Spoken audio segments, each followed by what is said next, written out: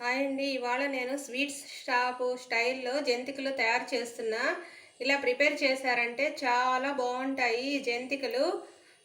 ఇలా తయారు చేశారంటే చూడండి ఎంత క్రిస్పీగా ఉంటాయో. ఈ కారపూస అస్సలు గట్టిగా ఉండవు. చాలా సాఫ్ట్‌గా ఉంటాయి ఈ జంతికలు. మీరు కూడా మీ విధంగా మీరు తయారు చేయండి. ఒక కప్పు శనగపిండి తీసుకున్నాను.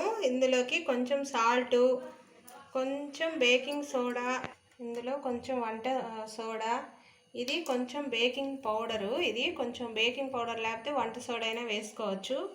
దీనిని బాగా మిక్స్ చేసుకున్నాము. ఇందులో కొంచెం జీలకర్రని మనం ఇలా నలుపుకొని వేసుకుందాం.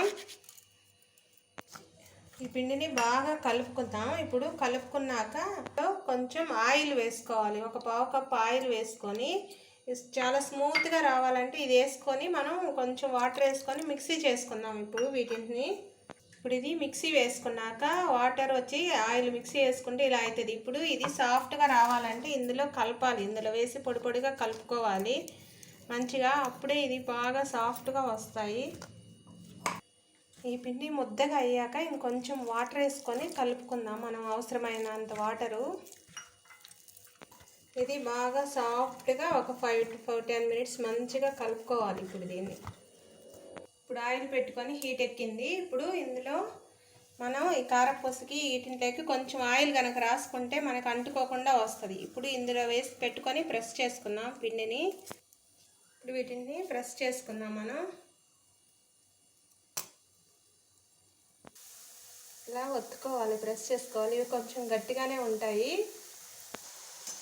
లావు వాటితో కూడా వేసుకుంటారు ఈ ఘాటి కారపూసని. నా దగ్గర సన్నగా ఉండబట్టి సన్నతో వేసాను. ఇవి మరీ హై ఫ్లేమ్లో కాకుండా కొంచెం సిమ్లో పెట్టుకొని మనం ఫ్రై చేసుకుంటే లోపల కూడా బాగా ఫ్రై అవుతాయి ఇవి. వీటిని ప్లేట్లోకి తీసుకుందాం. స్వీట్ షాప్ స్టైల్లో జంతికలు రెడీ అయిపోయాయండి. మా వీడియో కనుక నచ్చితే ఒక లైక్ చేయండి, సబ్స్క్రైబ్ చేయండి.